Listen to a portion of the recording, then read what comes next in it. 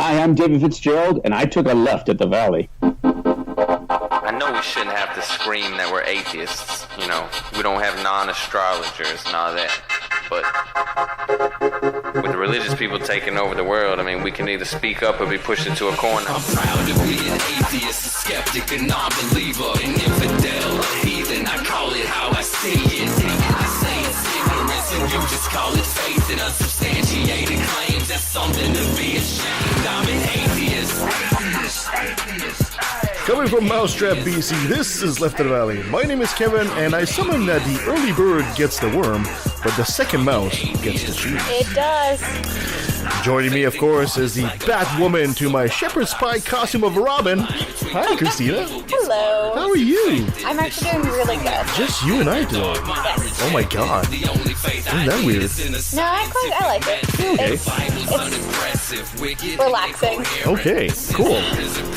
Well, thank you so much for helping me with the show today. We're going to have a great show. We're going to be talking to God himself today. I know, I am so excited. I have been sending him messages my whole life, so it's going to be very rewarding to actually get a response finally. You got lots of questions to ask him. No, actually, we'll be talking to comedian Brian Keith Dalton, Mr. Deity himself. That's going to be great. That's going to be in the second half of the show. But first, let's do a bit of chit-chat. Yeah. Yeah. I can chit-chat all day. All right. Did you guys hear? Well, did you guys? I'm so used to having all three of you guys here. Yes. Did you hear that according to a U.S. news study, they ranked Canada as the #1 place in the world for quality of life? Really? The third year in a row. Nice. Now, the metrics were affordability, stable job market, economic stability, family-friendly, income equality, education system, and a health system. Does that really surprise you? It does that we're top, because I would honestly think a Scandinavian country would be Denmark top. came in #2. Okay. The years we haven't been #1, has Denmark been #1, do you know? Probably, yes. Yeah. It didn't say on the article there, but hey. I wonder what tipped us higher than Denmark. Maybe it's just Denmark's having an off year. I don't know. Yeah. And so is this specifically for Americans?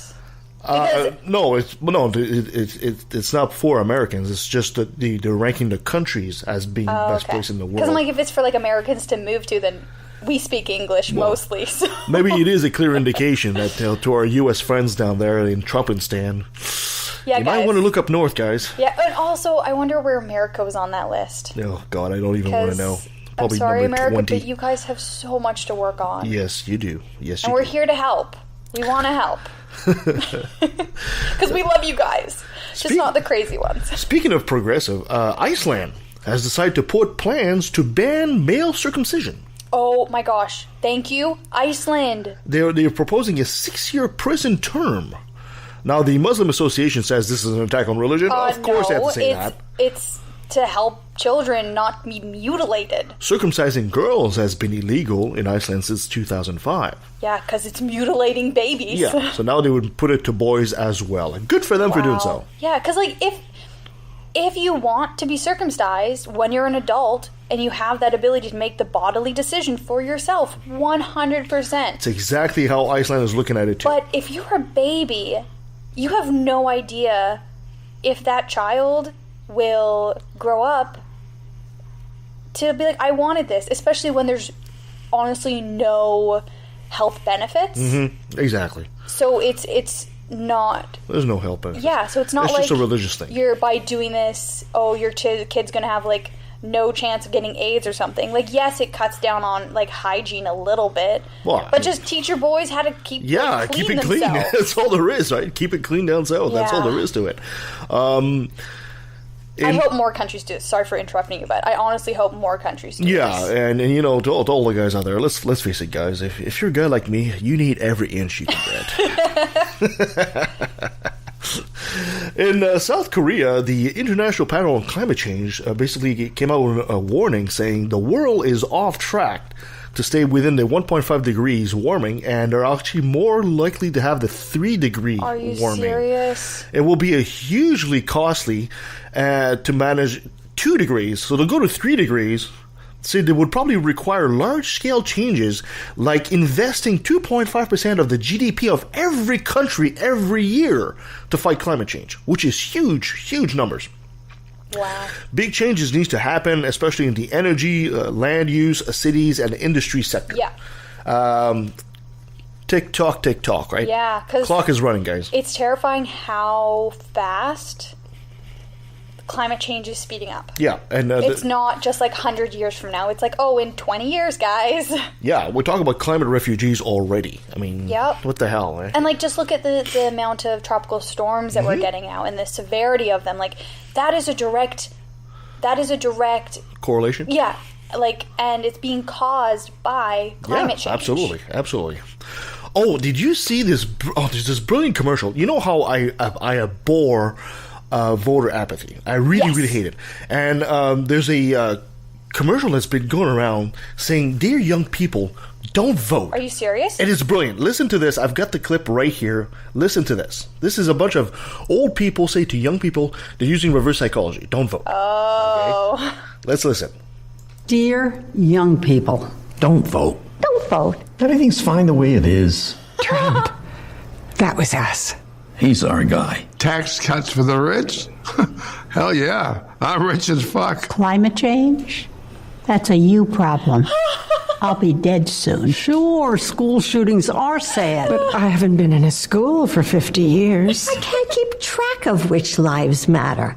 Sure you don't like it. So, you'll like some meme on Instagram. If the weather is nice, maybe you could go to one of those little marches. You might even share this video on Facebook. But you won't vote. You young people never do. But I do. I do. I do. Midterms, primaries. Every single election. We'll be there, but you won't. Because we're a generation of doers. Not whiners. And we're doing great. That is rock the vote. That is absolutely brilliant. I love the ominous music. Yes. And you know what? But it's true. It's true. It is true. That's exactly right. It's true. The younger generation outnumber the older generations. Yep. And yet we're always panhandling to them because they go out and vote every single election while we're out there and we're not. So it's time to really change it. And I hope this commercial really brings the message home to a lot of people. And I think one big thing, I know in the States, Canada doesn't have this problem as much, but I find a lot of young people don't understand the voting systems. They don't realize they have to register to vote. They don't realize like all the things you have to do before you go to vote. In Canada, we are automatically registered when we file our tax returns. Yes. So that I think helps a lot. And you can also do same day registration, which is amazing. But in the States, there's so much voter suppression. Yes, I was about to say exactly that. Voter suppression. They make it so hard for young people because they know that... Especially if you're a person of color. Oh my gosh, exactly. God, it's awful. Because they know that their population is dwindling. And they know they're losing. They know they're losing. That they realize, I don't know if they actually like consciously realize this, that they are living in the past, and the future is swiftly coming to wipe them off the board. Yeah. Like I've been saying this, God, you've been hearing me say this forever. Humans as a species are progressive. And why the hell are we always kowtowing to conservatives? I mean, it doesn't make any sense whatsoever. It's because even though there's less of them, and much less of them compared to progressive, quote, / liberals, call them what you want, these people are not getting out. While the conservatives always are. Yep. And I think another large difference between the older generation and the younger generation that is just starting to vote is that the older generation realizes how important the tiny elections are. Yes. Like the city council, the school trustees. They're the ones that affect you the most. Exactly, where I find a lot of younger people only think about the senators and the president or something like that, and realize, oh well, there's no like, why would I vote for my mayor? Like, it doesn't matter. Why would I vote for the school trustees? I don't have kids.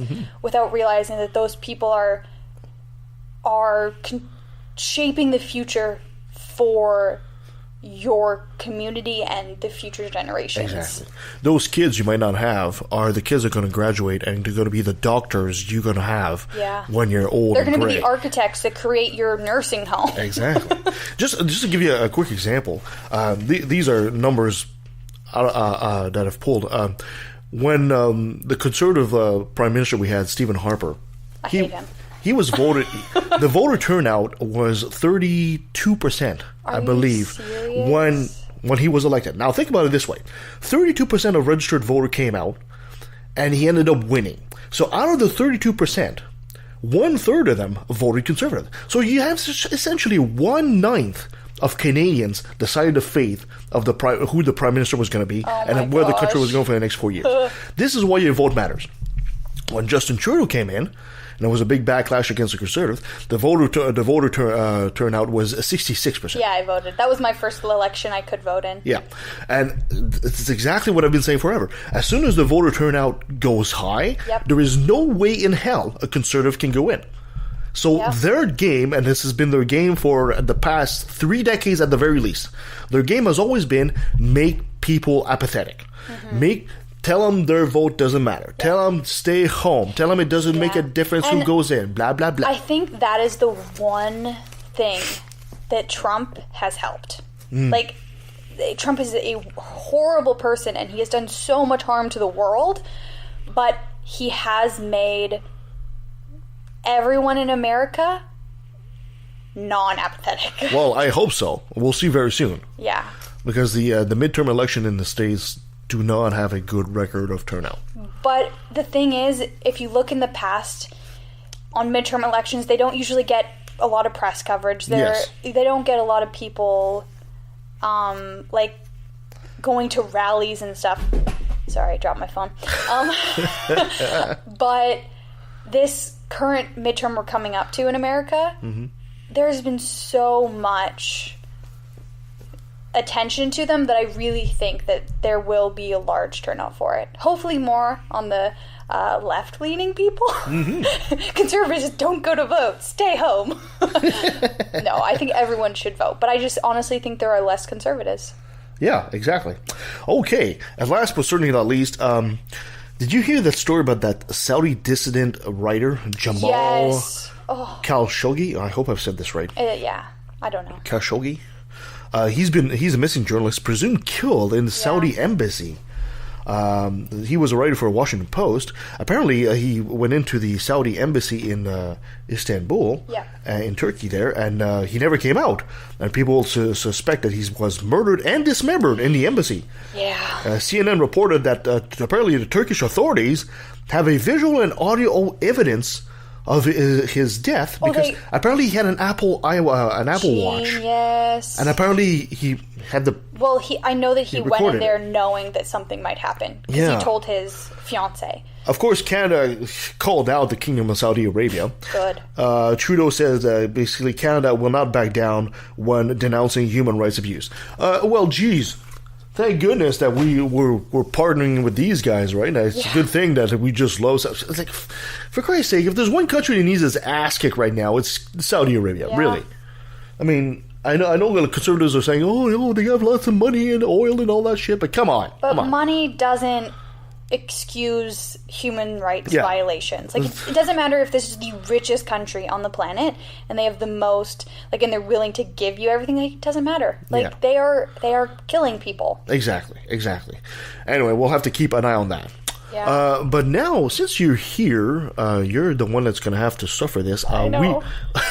I'm so nervous. We received Mail time. That's some mail. All right, we got a message from one of our listeners, and I told him that we would answer. The ladies would answer. This is from Daryl. Hi, Daryl. He says, "Hello, my ear friends." Yay, pun intended. We have friends. Pun intended. The ear friends, right? Just the ear.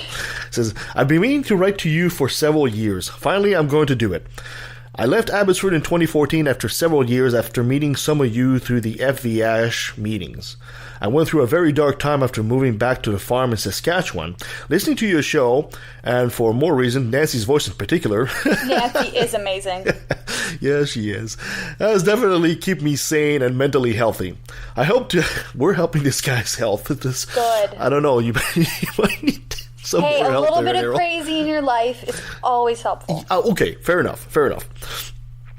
I hope to someday be able to move back to the mountains. Well, we hope so too, buddy. I listened recently to the Atheist Nomads episode 263, News in the New Ascetism. About 50 minutes to the episode, they talked about benevolent sexism and what, if anything, a man can do to help a woman feel comfortable in his presence. I want to be a nice guy and let people, the LGBT, feminists, women, etc., know that I'm an ally. What, if anything, can I do if, perchance, I was alone in an elevator with someone and I felt they were nervous in my presence? Now, this guy, he says, I am 188 centimeters tall and 125 kilos. He's not a small guy. This guy is like 6'3". Okay, because I'm like, I don't know centimeters. It's like 6'3" and almost 275 pounds. He's a big boy. Yeah. He's a big boy. And so I totally I said to Daryl that I totally understand I'm not as big as he is, but even sometimes I walk into an elevator or a place like that, and right away you could see people getting kind of defensive, like I'm going to chew them out or something like that. Mm-hmm. So I thought, since you're the one woman that we have here today, that maybe you would be able to respond, at least give a response, that we can get Kirsten and Nancy to come back and give their response as well to Daryl. So what advice would you have for Daryl? So the first thing I just want to say is thank you so much for messaging us. Thank you, Daryl. We love, absolutely, I personally love hearing from our listeners. It makes me feel like I have friends. And I'm not just yelling into the void. So the first thing I would say is understanding that you have an impact on those around you, like just your physical presence, is very important. It's already a big step. Yes, because a lot of guys don't realize that they can make women uncomfortable, even if they know that they don't have any negative intentions toward a woman. Women don't know that all the time, and especially for larger men, they can be very intimidating.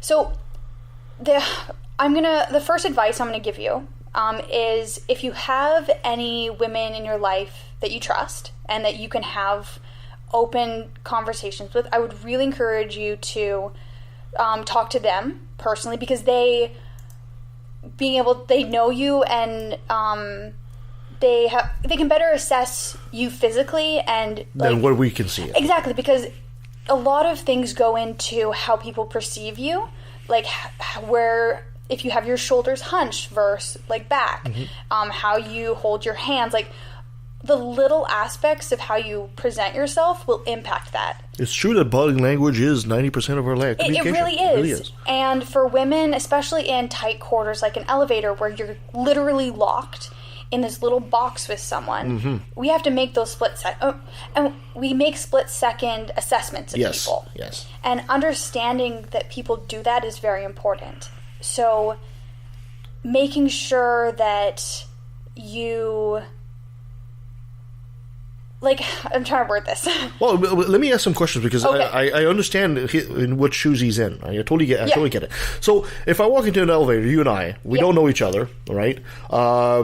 First of all, I should not stare at you, right? Yeah, okay. I'm just going to jump in here. I just remember what I was going to say. The most important thing is look at women as human beings, not sexual objects. Well, I think it's obvious by his letter he already is. Exactly, but like that is the biggest thing that's going to indicate your actions. Because if you're thinking about a woman as like, oh my gosh, I want to have sex with her, your body is going to reflect that. So if you're in an elevator, don't think about having sex with that woman. Well, okay, that might be a bit tougher than you think. I know, but it's something that that does change your demeanor. Exactly. Okay. So if you and I are in an elevator, and I don't know you, you don't know me, yeah, and I'm this weird-looking guy, do I smile? Should I smile? Okay, so this is something that I had a conversation with Kirsten about. There is very delicate etiquette around smiling. Yes. Because women, there are specific times when if a man smiles at us, we're like, oh my gosh, he like wants to have sex with me and I don't know what he's going to do. Because if we're just in an elevator and you're staring at me and smile at me, I'm like, I am so uncomfortable right now. Really? There are things that play into that. If, say, when you are entering an elevator and you see a woman, if, like, say hi to her. Like, hey, good morning. And, like you would do... Yeah. And I guess as a Canadian, this is a lot easier because in Canadian culture, being polite and...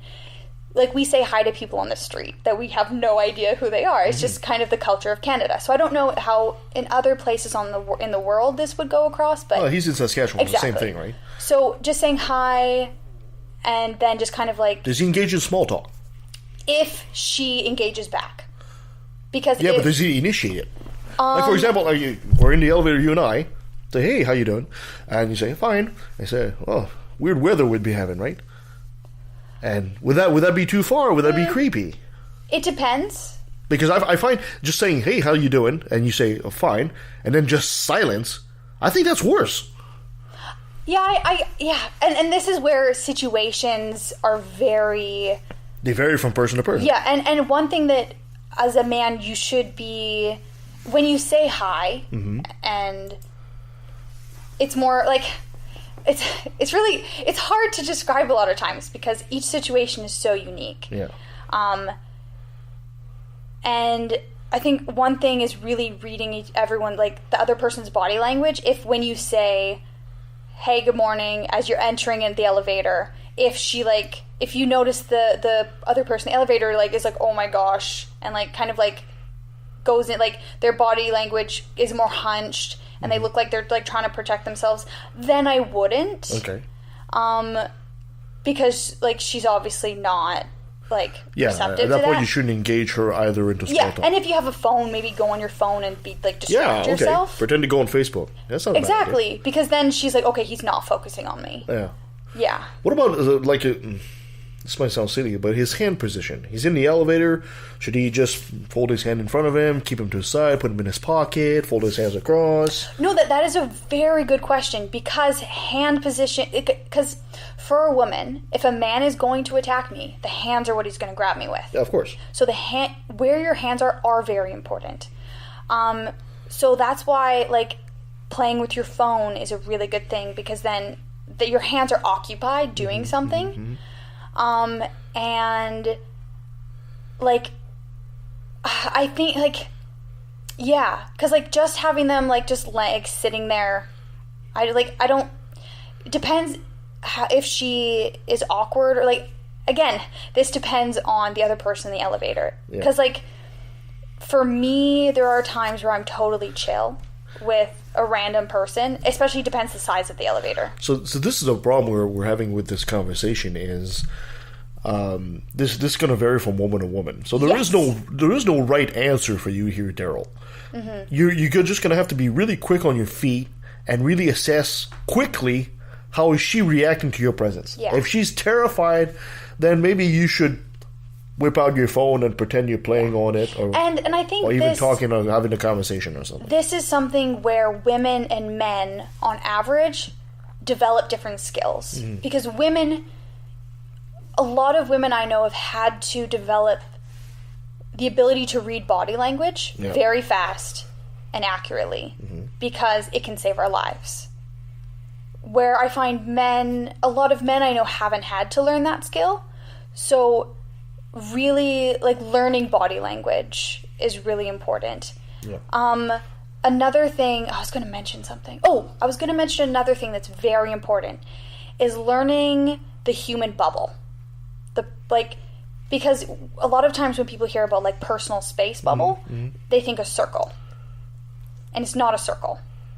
It's because it's more like an oval thing, because in front of us, a lot of people can get very close to someone without feeling, okay, you're in my personal space. And the sides, like, or directly like out from you, it's a little closer. farther, because it's in our peripheral vision. And so we can see what's going on there. Mm-hmm. But not very clearly, so we need a little more space. And behind, and this isn't just for women. Men have the same bubble. Yeah. And behind people, we can't see what's there. So it is like way, way bigger. So definitely looking at where you're positioned around other people. Okay. And if you're just in like your day-to-day life, don't come up behind a woman. Yeah. Like that's very uncomfortable. Okay, fair enough. So we also should not give him the advice of doing like dogs, rolling on his back and exposing his belly. No, that would for be a belly like, rub. No, Daryl, don't do that. Whatever you do, don't do that. But if it you just looks weird in the elevator as the door open and you're on your back. If you have a dog, if you have a dog in the elevator, that would help. Yes, because dogs are amazing and they are very good at reading people. So if and if I have a dog and it is comfortable with someone, then I'm like, okay, this person's probably not a serial killer. Yeah, fair enough. Well, Daryl, I hope this helps a bit. When Kirsten and Nancy come back, we'll probably revisit the issue. Yeah. And hopefully they'll be able to collaborate what you're saying or maybe have their own twist. You might have 3 different answers from 3 different women, but we can establish that you have to be really quick on your toes to be able to read her body language right away, and you'll have to adapt your demeanor as to compensate for what she's feeling at the moment. And a really important thing for everyone to do is learn your body. Like, learn how people react when you have your shoulders back and your head high versus slouched. Like, different people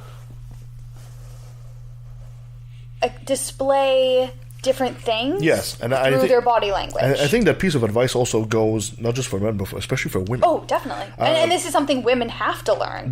Absolutely. I will tell you, like from a guy's point of view, I can walk down the street, and I can walk and see 5 different women, and I will tell you which one of them is a victim, just by the way she walks. You can tell. The way she slouches, the way she crosses her arms, the way she's encapsulated, and I'm walking and I'm seeing her across the street, and I'm thinking right away. I'm thinking you're a victim. You're not. I wouldn't say asking for it, but your body language suggests that you're extremely vulnerable. If I was a predator, I would pick you, because women have to learn to. Even if we want to cross our arms and protect ourselves, we have to learn to display something that we don't feel. Yes. Be as a protective mechanism. I think last week we were talking a bit about this, and you guys were referring to the bitch walk. Yes. I disagree with that. I don't think you guys should do that. I think it actually is more harmful for you guys than anything else. But as a woman, I think it would really, really work in your favor to just walk extremely confidently. Now, not like confidently as in I'm going to kick your ass confidently, but confidently as in I can handle anything you can toss at me. That, I think, is worth its weight in gold for women. As far as from a male's point of view, somebody who just walks like the bitch walk, you can see her coming as well. She's coming and she's angry, and you're thinking, what's your problem? Even if you do that just to protect yourself, if I encounter you later on, I already have a negative impression of you. And I think for women, like I know for me why that was like the first thing I learned is because it's easier to display anger than confidence. Well, I agree that, but it's easier to learn how to do that. Is what I'm trying to say. There's an old saying that if you carry a knife on you all the time, eventually you'll have to use it. And I think that bitch walk is the same thing. You're inviting challenge. Okay, I can see that. And I was another point of view, another thing, a little tip for women out there. Okay, you ever spoken to your boyfriend or a male friend, and you're having a really serious emotional conversation with him, and you realize he's not looking at you in the eyes? He's staring on the ground. He's talking to you. He's responding, but he's not looking at you. That is a natural male instinct too. Direct eye contact invites challenge. So when women are saying, look at me in the eyes, when I'm talking to you, it's not because he's ignoring you. He's got the natural instinct to not stare at you directly in the eyes because that invites aggression. So that's a tip for women. Tip for women. Good to know. Yeah, we should almost do an entire show on this kind of stuff. We almost could. Daryl, I hope this helps for now. Stay tuned, and like I said, when Nancy and Kirsten come back, we'll have some more of this, and we'll revisit the subject for sure. Definitely. In the meantime, feel free to keep writing to us. Yes. You can write to us at leftatvalley@outlook.com, or you can do it directly through the website. Because we love hearing from you guys. Yes. We love hearing from you guys. Yeah. Perfect. All right. Well, Kirsten's not here today, so you get to do I know. another brilliant moment. We'll see how Brought this to goes, you guys. by religion. It's the first time I've done this, so You'll do great. be gentle. Okay, so this week I'm pulling from Canada because we have our crazies too. We do? Yes, and specifically the leader of the party in Quebec called, oh gosh, how did we say his name? François Legault? Thank you. Yes.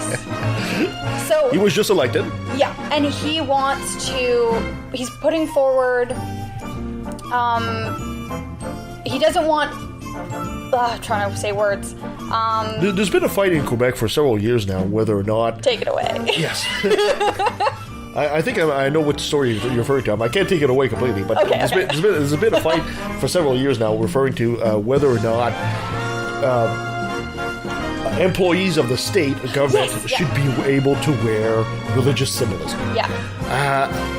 Personally, I applaud the idea of not telling them, no, you cannot wear religious Me symbols. too, especially for government employees. I actually agree with the conservatives on that side. I actually agree with that. Although a lot of people will tell me, no, that's bad, blah, blah, blah. And my liberal friends are going to be against me on this. I actually It's applaud. okay, I am a liberal friend and I actually agree with you on this. Well, so. if you and I are together, then we can take it on. The problem is Legault came in there, and he came in this week and basically said, because there's a crucifix in the Quebec Parliament, if you wish, on the wall. Yeah, and it's very prominent. It's a very prominent You cannot crucifix. miss it. It's big. There's it's always been behind a the huge- speaker's face. There's always a huge history of Catholicism in Quebec, right? The church has been present during the entire colony days and all this, that kind of stuff. And past premiers have been reluctant to take that down. And he this week kept on reinforcing that, saying basically it was not a religious symbol, but a cultural one. So the cross is not religious. Yeah, that's bullshit. That's complete bullshit. I mean, it's not even just a cross. It's a cross with a freaking guy crucified on Yeah, it. it's a crucifix. It's not even you can't even say it's a T. It's Yeah. It is a freaking crucifix, right? And so his reasoning for why this shouldn't be removed, because along with all the other religious symbolism in the government workforce, is because he said that it alludes to the history of Catholicism and Pentecostal individuals who built the country. Yeah. And that it has been separated from religion. But I think it was in 2001, a group went and trying to figure out all the ways that you can lessen religion in government. Mm-hmm. They suggested that they should remove that crucifix behind his head. Absolutely. They absolutely should. Yeah. I mean, we do have a much more multicultural society now, even in Quebec. Mm-hmm. And when I grew up, of course, everybody I grew up around was 99% white, Caucasian, French. Yeah. Demographics have changed. For the better. Excuse me. He's dying, everyone. I'm dying. So I think it's really high time to remove that. Especially because that crucifix, and saying that is alluding to the building of country, it totally leaves out indigenous populations. It does. Because they are another foundation of our country. Yes. But the powers that be, his government is essentially central right, so he does have a conservative faction that would prefer to keep that in there. And if you really look into the history of the Catholic Church in Quebec, it's not rosy. No. This is very briefly. This is what happened. If you look at a map of Quebec, you realize that every little boon town out there is called Saint something. Mm-hmm. Saint Anselme, Saint Michel, Saint David, Saint whatever. And you realize that what happened in the colony days is a priest would take a contingent of settlers, go into the woods somewhere far, and say, all right, we're here, do a sign of the cross, this is going to be the community of Saint Marie de Beauce. All right, you guys build a town here, I'm going back to the city, see you later. And that's how most of the developments of these little towns happen in a nutshell. So even in the population, there is a bit of These freaking priests, man, they weren't really all that helpful. No. And even when there were rebellions back in Quebec, the history of the church was always on the side of the government and on the side of the oppressor. So I don't think this expresses the will of the people. I think this obviously expresses the will of the people that are the conservatives. Well, and they want to keep the status quo, and they don't want to face the actual impacts of these people on our country, because they're these same people who are like, oh, well, the crucifix reflects the Catholic and Protestant influence. They are the same people who don't want Indigenous Day.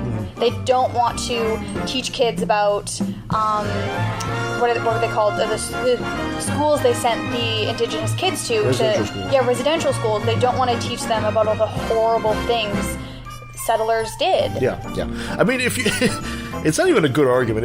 If you had something like, let's say, for example, the Wailing Wall in Jerusalem. Yeah. If you had the Wailing Wall in Jerusalem and they say, well, we're keeping it up, not because it's a religious symbol, because it's actually a functional structure, you might actually have an argument there.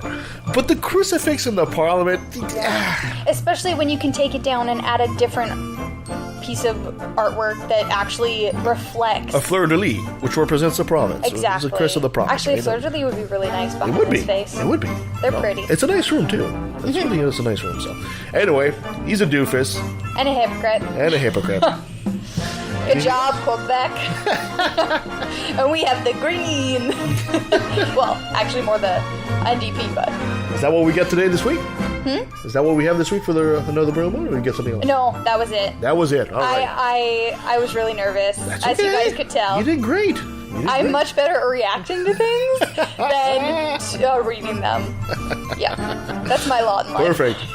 So let's take a quick break, and when we return, we'll have a God himself. I am so excited. Brian Keith Dalton. So stay with us.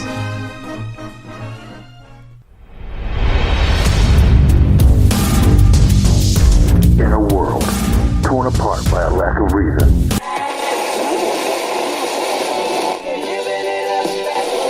or lease,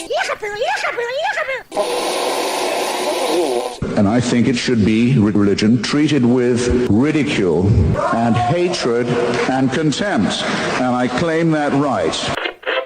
In the morning. Hi, everybody. This is Robert Stanley from the Right to Reason podcast, and if you subscribe now, you'll get free. Learn more about the broadcast at therighttoreason.com.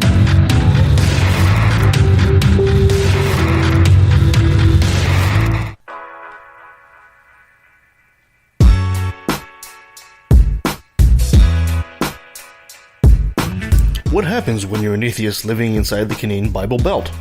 If you're like me, you gather some friends and take to the airwaves. So I invite you to take a left to the valley and find out where you stand in this world. Follow us on iTunes, YouTube, Spreaker, Stitcher, Blog Talk, or leftofthevalley.com. Atheists, Skeptics, and Humanist Radio, no God required.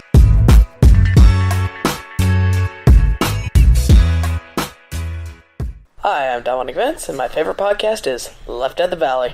Love that kid. Anti-Semitism was preached as an official doctrine of the church until 1964. Do you think that might have something to do with public opinion in Austria and Bavaria and Poland and Lithuania? That the Jewish people were accused collectively as a people of deicide, of the crime of the murder of God in the figure of Jesus of Nazareth. And that anathema on them was not lifted until 64, well after the perpetrators of the Holocaust had stood trial in secular courts and been rightly punished for their actions. How can this church say it has any moral superiority? It has difficulty catching up to what ordinary people regard as common moral and ethical sense, and it still can't make itself apologize properly.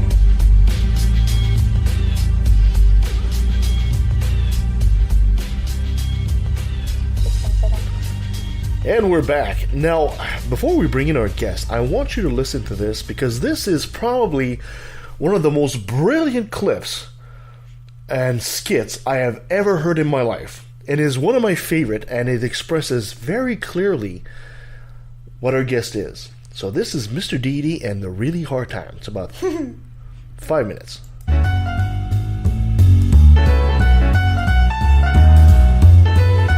The problem, Timmy, is the bang, or the lack thereof. Sir, there is no sound in a void. Well, then let's get rid of the void. Who needs that thing, all right? I'm not going to pay for a big bang without a bang. That's like asking me to pay for a wagon wheel and not getting a wheel. What do you want me to do here, sir? I want you to make this thing sound like a Bruckheimer film.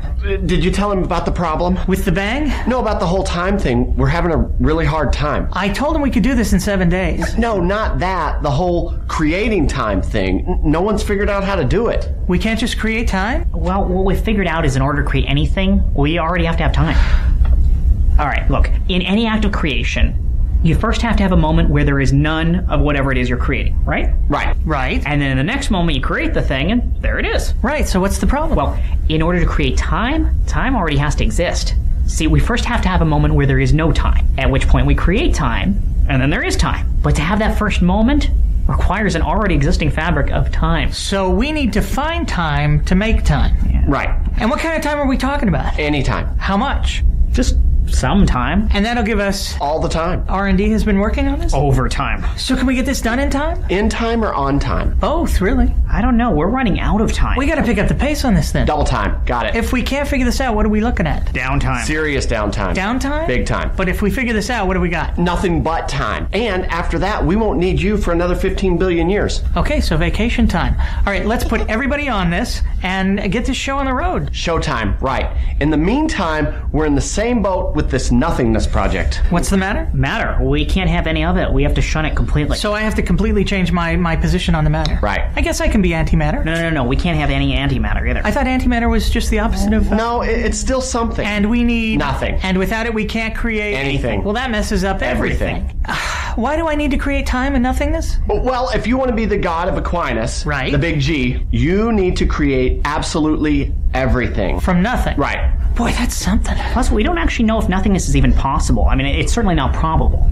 Well, why? Because? Well, because there are an infinite number of ways in which something can exist, but there's really only one way in which nothing can exist. Plus, nobody's ever actually seen or experienced nothingness. I mean, even when it was just you, that was still something. So we need to create nothing so I can create everything? And we don't have much time. Well, we can't have any time if I understood you correctly. Well, yeah, that's correct. Yeah.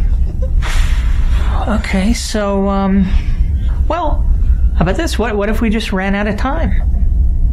What do you mean? What if we just ran out of time?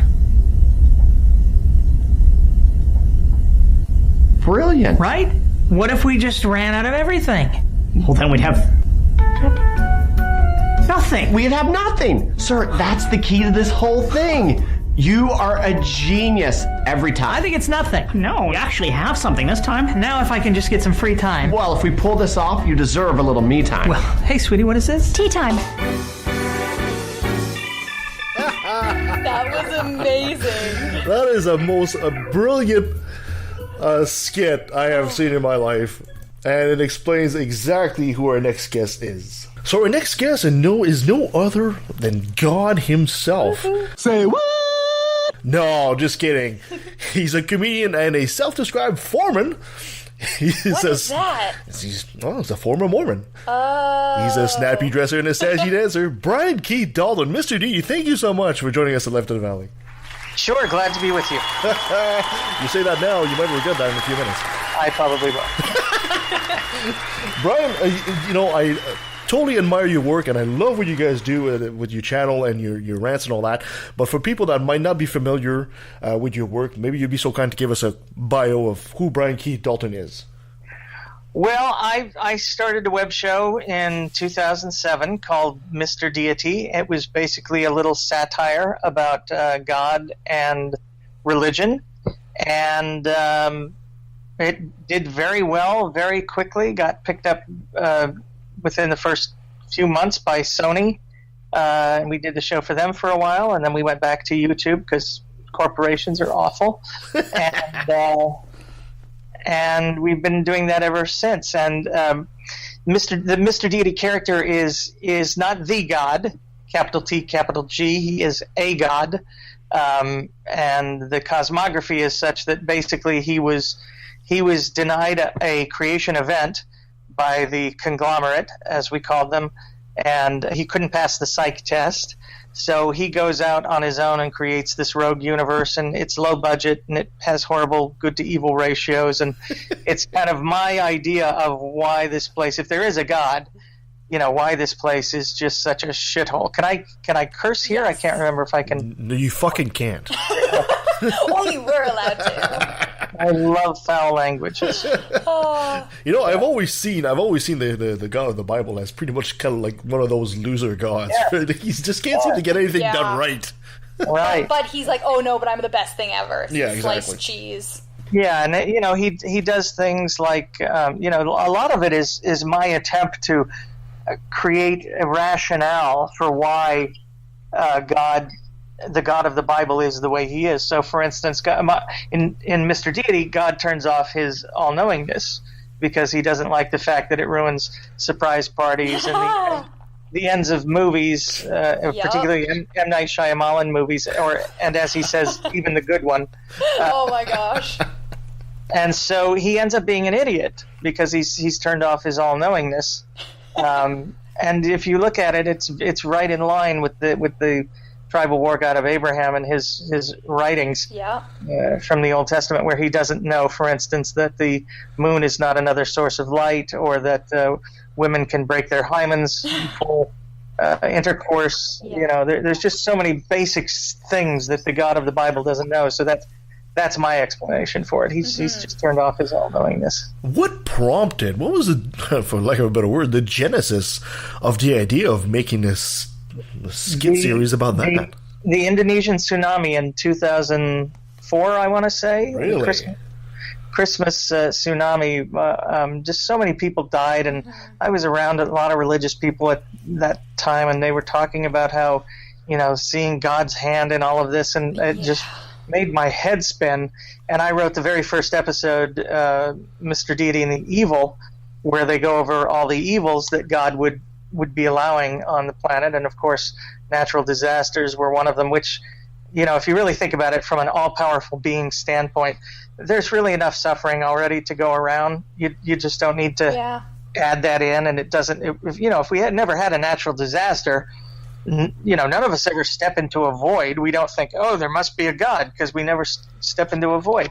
Well, if we never had natural disasters, it would just be another thing that doesn't happen to us, and it wouldn't, God's always seems to be worried about it being too easy to believe in him. You have to, he has to test your faith all the time, and I assume natural disasters are one of them.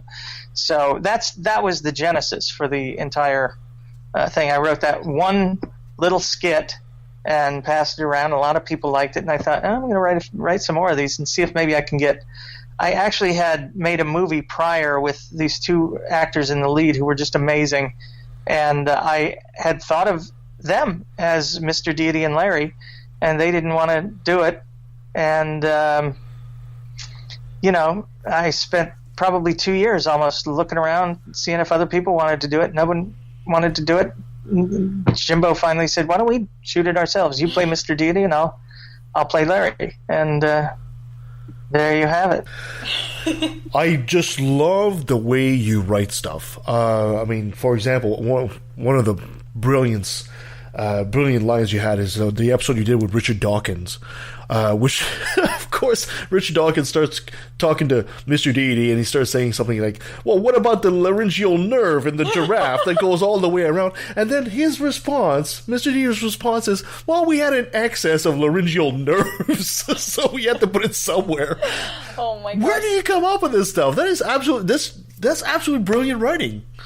Well, it's actually not hard to do, and a lot of that stuff, I'll give you another instance. There's an episode, it's the start of season 3, Mr. Deity and the Virgin, where they're going to kill a supposedly non-virgin girl because she can't produce evidence of virtue in the form of blood on a cloth on her wedding night. And Mr. Deity, says basically, what do you want me to do? I can't go down there. It's the prime. We have to, respect the prime directive. And Larry says, but that's not our thing. That's Star Trek. Those things are based on me reading apologetics from various apologetics websites. When you go to the problem of God killing non-virgins rather, on an apologetic website, you just get the most ridiculous. I mean, they're literally ridiculous answers for why this is the way it is and why God had to do it and blah blah blah blah blah. And they remove all of his all-powerfulness, all of his all-knowingness. It's like he's just another actor on the planet, that has no transcendence, that doesn't understand anything beyond what the people of his time understood. It's literally so ridiculous that my thinking in all of those cases is, well, let's just see how ridiculous we can be, because if they're going to be ridiculous, why can't I be ridiculous? And then that comes out as Mr. Deity being ridiculous. And it's really not a leap from what Christians actually employ in terms of their apologetics. No, it's just insanity. It absolutely isn't. The late great Christopher Hitchens used to say that humor and laughter was the beginning of emancipation. And do you feel that by doing these skits and these comedy skits, that's essentially probably one of the best weapons that we have against religious dogma these days? Yeah, well, I didn't know that Hitchens quote. I've got to find that now because that's amazing. I believe that's true. The thing about humor is it's invasive. It's you make someone laugh. It's a response that is not, it's not an option of yours. If something's funny and you laugh, you just laugh at it. And when you laugh at things, it's hard to ignore them. It's very difficult to ignore something that you've laughed at because your brain gets the underlying rationale for why you're laughing. Yes. And it causes little thoughts to take hold and bloom and grow, and all of a sudden I sound like Edelweiss. But that's and it does. It's an invasive force that you cannot ignore. So it's powerful. It's so much better than argument. Yeah. Which is why I think some of these shows here in America are having such an impact on thinking. These shows like The Daily Show, and Bill Maher, and some of these shows where you're bringing these thoughts and these ideas, but via humor, and it becomes a very different defense mechanism to ward it off, and it's not easily ignored. No, you're absolutely right. I think people are the most vulnerable and the most genuine when they're laughing, because really, you don't have any defenses, you don't have any pretenses. You're really expressing your inner self when you're laughing at something that's funny. Yep. It's very much an organic lie detector. Yeah, it absolutely is. Absolutely is. We gotta start talking about, because as much as I love the Mr. Deity skits, there are also other skits that you kind of have. They're more like rants, the way of the Mr. and Mr. D goes to Washington and stuff like that. You're quite involved in the politics. You absolutely have a keen mind when it comes to politics. Well, I've been following politics since I was very young, maybe in my teens. I had parents who were much older. My father was 47 when I was born, and my mother was 45, and I remember, for instance, my dad getting out a recorder, a reel-to-reel recorder, to record Richard Nixon's resignation, because he thought it was going to be such a big deal. And my dad was one of these guys who thought this is going to be valuable at some point, not realizing that everybody else has a tape recorder too. Those are some of my earliest memories. I remember a lot about, you couldn't get away from the Vietnam War when I was growing up. I was born in 1965, so you have a lot of stuff going on in the world that I kind of keyed in on early. And then when I was in my 20s, I was a Mormon. I'm a Foreman now, so you're very right-wing and Republican, and did the whole libertarian thing for a long time, and ended up kind of realizing, and it took me a long time. It's funny that the religion, it was easier to find my way out of religion than it was to find my way out of politics and conservatism, because Really? I voted for George Bush twice. I mean, I'm horrified to say that, but I voted for him in 2000 and 2004. Oh, wow. By 2005, I had immediate regret, especially once you saw that the war just was ridiculous. It was completely unnecessary, and on top of everything else, there was just lies galore. And then, that was really the second big time also that we had tried this whole trickle down economics. Yeah. And to see it go so badly, so quick, and also that just to realize at a certain point that anyone can make the economy grow if you're going into tremendous debt. There's no magic in that. Mm-hmm. I mean, Trump just gave us a $1.5 trillion debt with these new tax cuts, and the economy is growing. Well, of course that's not the issue. Is can you balance a budget, pay for things? And that's really the problem here in America, is no one wants to pay for anything. They want to make America great, but they want to do it without paying anything for it. And it's just everybody understands that if you want a great car, you got to spend a lot of money. Yeah. But if you want a great country, no one wants to chip in. Yeah. It's just we have the same problem here in some parts of British Columbia. I call it the Mercedes-Benz taste on a Ford budget. Yes, yeah, or a Hugo. In America, it's a Hugo budget. Hugo, yeah, Hugo. So now we found out that you voted for George Bush twice. Yes. And now Donald Trump is... I know you didn't vote for Donald Trump, but I have to ask you, are you willing to apologize for your country at this point? Absolutely. I'm horrified by the whole thing. It's just... although,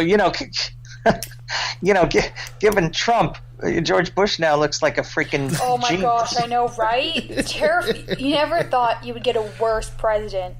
I mean, he Bush. just said last night at a rally that that Ulysses Grant is finally getting recognized as a great general. Wait, what? Yeah, he did that. Yeah, Ulysses Grant. By the way, whose tomb is just a little north of his northmost tower there, and on the Upper West Side of Manhattan in Riverside Park. It's the entire tomb is a monument to recognizing Grant, but apparently he thinks that we're just now getting around to recognizing what a great general Ulysses S. Grant was here during the Civil War. What I find amazing is we're not even Americans, we're Canadians, and we seem to know more about U.S. history than the president himself. Yes. Well, to be fair, we do get taught American history in Canada. Yeah, but nowhere near as much as, No, not like the America. Yeah, absolutely. Well, who was the other? I think Frederick Douglass is the other person that he said. Yes, was just now getting recognized. Yeah, he's just getting just getting some recognition, as if he was still living. Yeah, exactly. It's just unbelievable. And how dumb can the Republicans go? I mean, we're literally at a point where I don't know how much stupider you can get. I honestly think that they don't care how dumb he is, as long as he's helping them get their agenda done. Yeah. Well, there's a guy here. Oh gosh, I can't remember his name, but he's the guy that made all of the Republicans take a pledge that they would not, have any more taxes. They would never spend more money or raise more money via taxes. And he had said years ago at a convention, all we need is a guy with a hand and functioning digits to take a pen and sign into law these things. And that's basically what they got. That's exactly what they've got. Do you find that, especially in the light of Senator Kavanaugh, the Judge Kavanaugh, I should say, sorry, not Senator Kavanaugh, being put to the Supreme Court, I feel that it seems that on the right, it doesn't even seem to matter anymore whether or not it's actually good for them or the country. It just seems to, just as long as they can actually stick one to the, quote, libtards, it seems to be all they care about. As the country devolved into, has it been so polarized to the point that winning at all costs is all that seems to matter now? Well, the thing to remember about, I think, the Republicans is that they, for the vast majority of this country's history, we have not had democracy in any meaningful way. We had, it took 144 years, I want to say, for half the population, women, to be allowed to vote. Yeah. And then you don't have the Voting Rights Act till 1965, I think, where you really start to ensure that people are allowed to vote, despite the fact that we had, amendments to our Constitution that were supposed to guarantee that. It never happened. So you're looking at a group who, Paul Weyrich years and years ago said, we don't want everyone voting. They don't like democracy. They don't like diversity. They have the way that they think it should be, and that's what they're all about. And they've done a very good job in accumulating the power to be able to do what they want, regardless of the people. I mean, I laugh at the way Mitch McConnell held a Supreme Court seat open for over a year. Yeah. It was ridiculous. And because he said he wanted to hear, he thought the voice of the people should matter. Well, the voice of the people voted 3 million more of us went for Hillary. But so he didn't care about that. He just wanted the power to install the person that he wanted. The voice of the people is not something that they have ever given a crap about. Yeah. They're very much the party of I remember this when I was a Republican. I heard people tell me that we don't want everyone to vote. I heard people talking about how there should be, some kind of IQ test or, American history test or, for Christ's sake, why not just have the poll tax back? It's this is not a group of people who want, and they know that they don't represent the people because they know that they've gerrymandered their way in, that they've voter suppressed their way in. They've, done all kinds of things like they're doing now in Georgia, where they, kick people either off voter rolls or they say, we have a ridiculous situation going on here in Georgia where the Secretary of State is running for governor and he is keeping 53,000 people off the voter registration right now because of some stupid law where everything has to match exactly, the information that they have versus what you fill out on your voter registration. And of course, who's getting disenfranchised there? I think it's 70 to 80% are blacks, Hispanics, and Asians. It's minorities. And this is how America has always been. This is the thing. This is what we need to remember. It's always been this way. So we got to take the power back because they are completely drunk with it.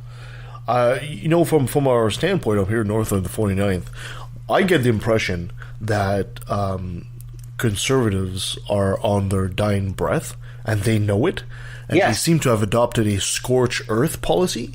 Yeah. Essentially burn it all down, make sure that we can do as much damage as possible. Do you think that's exactly what's happening down south? Absolutely. I think that's exactly what's going on. They have one interest, and it's power. And they know. Look, the demographics are just not in their favor. And they had a big biopsy after Mitt Romney lost, where they, the party got together and said, "Look, we got to make a bigger tent. We got to," and they went in absolutely the opposite direction. Mm-hmm. And the only way they're getting by, and you can only do this for a certain time. This is the thing that kills me. You can't do this forever. You can't suppress the vote forever because at a certain point, no matter how much you suppress, the demographics are so far against you, it's not going to matter. Gerrymandering at a certain point is not going to matter. And then once the other people get the power, this is where they don't think long term. Once the other side gets the power, you've you've just opened the floodgates for them to do the same exact thing to you. And given the demographics of our country and the way it's going, you're going to come to a point where Republicans are never going to hold. They're just never going to hold the presidency again, or federal office in general. Mm-hmm. It's just going to be, because what are they going to say? Oh, you can't do that. Well, you did it for 30 years. Why can't we? Yeah, exactly. Wow. Brian, I listened to an interview you had several weeks ago with our friend Robert Stanley from the Right to Reason podcast. It was a great interview, and I was completely astounded when you guys made the link between Donald Trump being essentially Mr. Deity in a way. Can you elaborate on that? I thought it was fascinating. Well, yeah, actually, you know what? It's funny. It happened to me after the election. I kind of went dark for a while. It was so depressing to me, and we had to do another episode. I was writing it, and I actually went back and I started watching some of the early ones to get inspiration and remember what this thing was all about. And in watching them, it just struck me. He's Donald Trump. I have seen the future. In 2007, I saw the future. Just everything about the way he talks and hems and haws and has the most, and just says things without regard for their veracity. And then if challenged, he just sweeps it under the rug. Literally everything about the character is very much Trumpian, and it kind of surprised me. But it is very much the same thing, and basically all it is just power without intelligence. That's Donald Trump. It's power minus intelligence, or even any. I want to say any. The power isn't even earned. Exactly. Yeah. It's just there, and you have the same kind of sycophancy as portrayed by Larry in the Mr. Deity episode, who in my mind was just a heavenly version of Smithers from the Simpsons. That's what the Republican Party has become. These guys, you see these guys at these meetings where I just want to thank you, Donald Trump, for. Let's see, I can do my Mike Pence. I want to thank you, Donald Trump, for allowing me to be part of your, the way they praise him and just bow down to him. And oh my God, it's so disgusting. But it's the dynamic that I love between Deity and Larry is Larry knows he's wrong, but he can't really say anything. And that's what you've got with the Republican Party now. You've got Paul Ryan and Mitch McConnell is another story. But you've got Paul Ryan and these various leaders who know he's wrong, but they can't really say anything because they're going to offend the base. It's not so much about offending him. Well, it is, because if they offend him, they offend the base. It's that we gotta just go along because he's got all the power. Is it accurate to say now that this is no longer Republican or conservative? This is a cult of Trump now. It really is. He is very much a cult figure, and I mean, the funny thing is he knew it before we did. When he said, I could shoot a person on Fifth Avenue and I wouldn't lose any followers. He was right. He was right. And the thing that kills me about that is they went apeshit when Hillary said that it's a basket of deplorables. Well, how much more deplorable does it get when a person can shoot another human being on Fifth Avenue and nobody says, oh, that's a terrible thing, I can't support you anymore? Yeah. I mean, that is the essence of deplorable. But, apparently you can't say that. We've got a really backwards mixed up thing, and he is absolutely a cult leader, which is why he loves all the other cult leaders. Yeah. Like Kim Jong-un or Putin or any of these other people who make it all about themselves. It's become really fascinating to watch it. Because you essentially have people that, despite some comments that we have on the show, and like, for example, a couple of weeks ago, when you remember when he suggested that Spain should build a wall across the Sahara Desert, How could you, a guy, make this kind of comment, and you look at your people and say, "This is your guy, really? This is who you think the creme of the creme is to represent you on the world stage?" That's absolutely astounding. Yeah, it's horrifying. And we had a couple weeks ago. You had, or maybe last week, you had the entire world laughing at him that literally made my week. It made me so happy. You have. I mean, the guy gets up there and says stuff like, really. I mean, you do realize how he's bought into it as well. I mean, I'm sure it started out as, and this I do think this happens with all people who are habitual liars. And I have actually lived with a person with a mental illness who does. She just lied out the wazoo, left and right. It had no regard for truth whatsoever. And there is a point at which those people believe, they succumb to their own bullshit, and they can't tell the difference anymore. They just don't even know when they're doing it, and it just becomes a way of life, like the way you and I talk and try to be, logically consistent, and we try to be respectful of the facts and everything. If you don't do that, after a while, that just becomes as habitual as anything else. It just becomes your way of life, and he's clearly bought into it, because how could you get up there in front of the UN and say the shit that he says? Yeah. Does he really think everyone else is stupid? I guess he does. He really thought he would get a reaction. And who can fault him? He's done well. Yes. He's just constantly insulted the intelligence of everyone on the planet, and you have people who voted him in for various reasons. That's a whole nother issue. Like, what the hell happened there? There's depth there that I don't fully understand either. Are we going to see an episode of Mr. Deity soon with the character of Mr. Deity wearing some kind of hairpiece? Please tell me that's going to happen. No, I hope no. That's just never going to happen. No, you can never beat what The Simpsons did with the dog. With the dog. That was the best. Oh, yeah.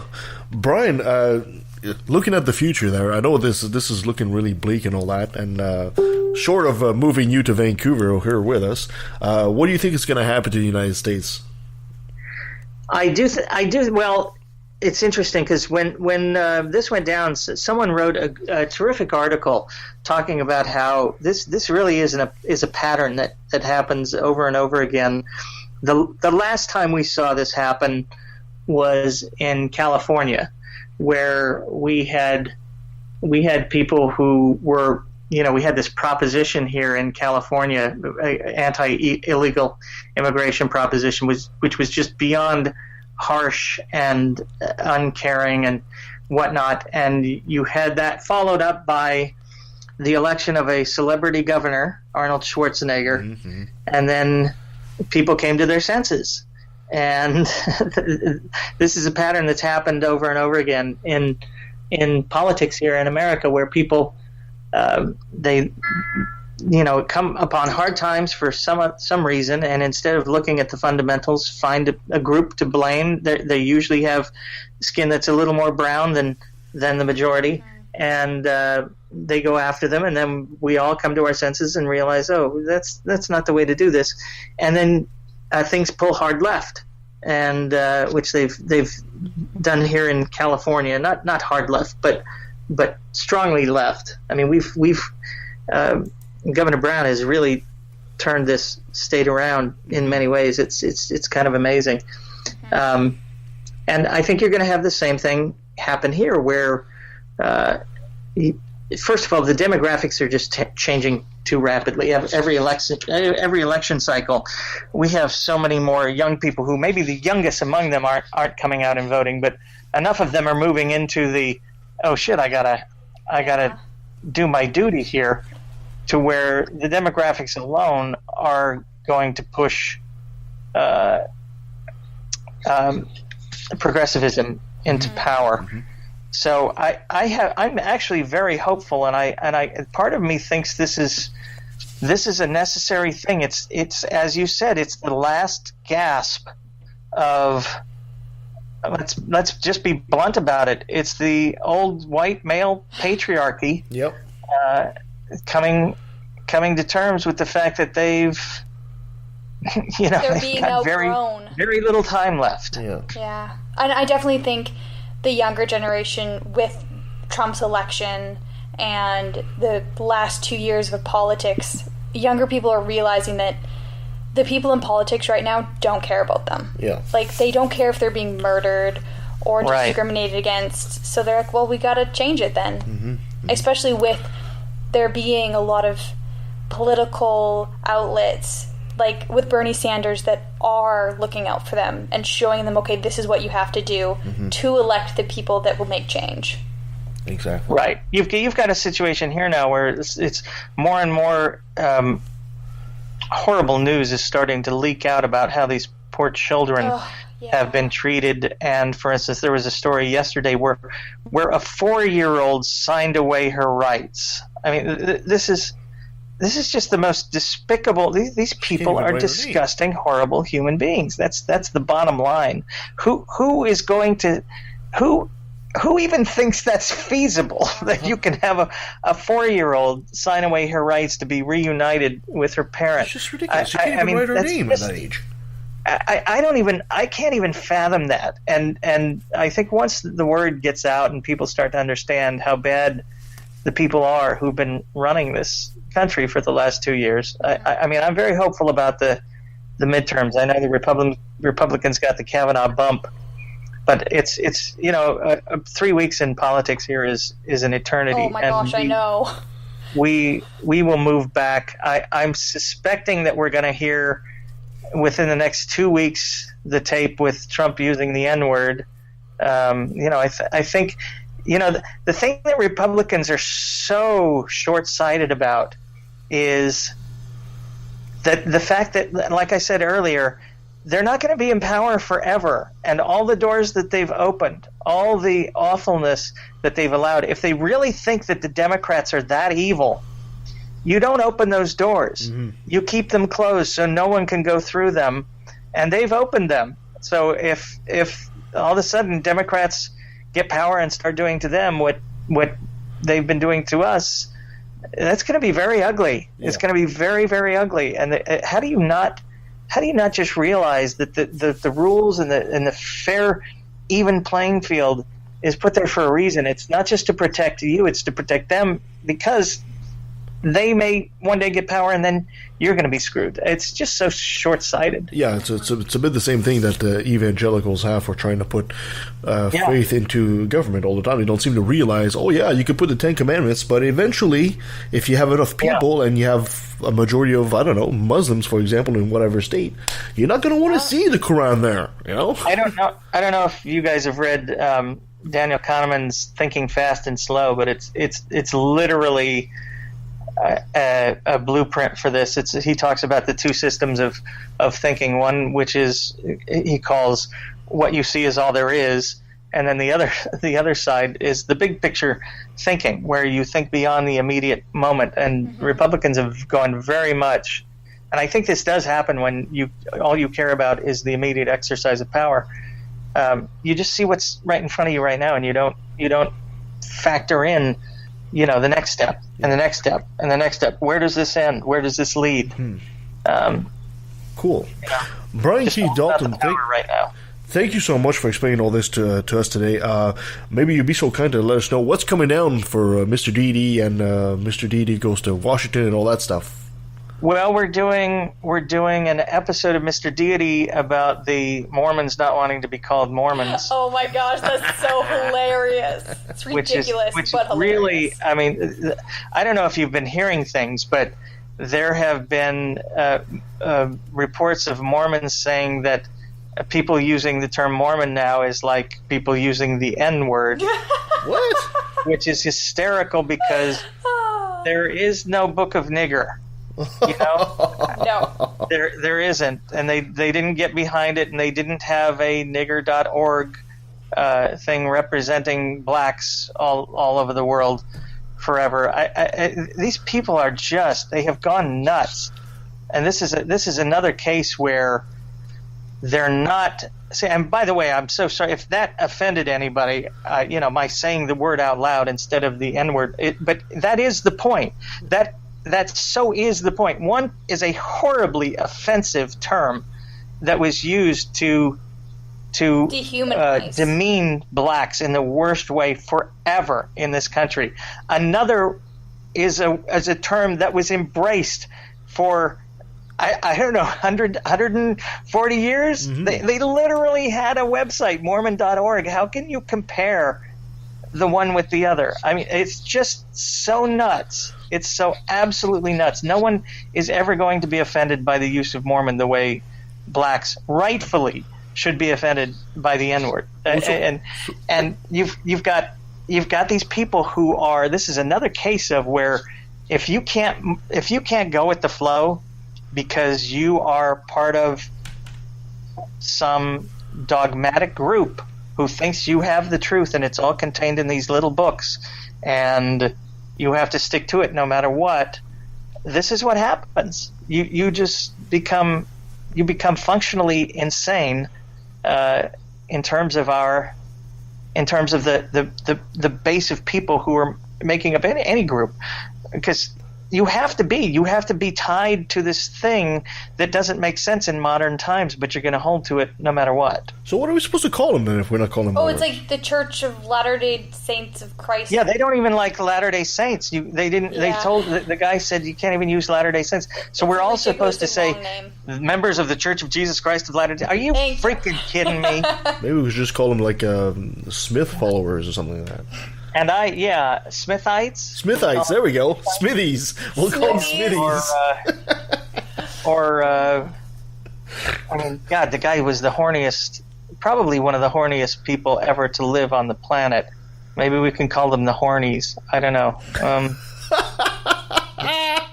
Think about the chutzpah Joseph Smith had. I mean, even L. Ron Hubbard didn't go to his wife and say, "Sweetheart, God wants me to take another. He's decided one is not enough. I hope you're okay with that." I mean, this guy, God, it's just unbelievable. It baffles my mind when I think I was so hip deep into this religion. But that's indoctrination. That's what you can do to kids. Brian, if people want to find out more about your work and you want to contribute to your Patreon and all that, where can they find you? I would recommend just going to YouTube and looking up Mr. Deity, Deity. Don't look up Mr. Diety. You're going to get bad nutritional information. Or MrDeity.com works too, and there's a way to just click right through to the Patreon sign up page and help support the work. Fantastic. We have. I'm in a period right now where I have ideas.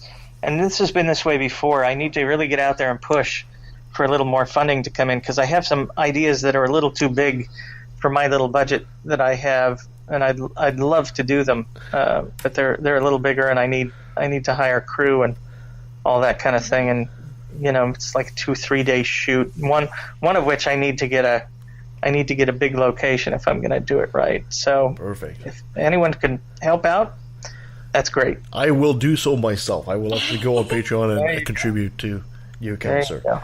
Before I let you go, Brian, I gotta have you say, "Hi, I'm Brian Keith Dalton, and I took a left at the Valley." Hi, I'm Brian Keith Dalton, and I took a left at the Valley. And that was Brian Keith Dalton, Mr. Deity himself. Love that guy. God, awesome. I don't think he does stand up. I should have asked him that because but I think his writing is absolutely brilliant.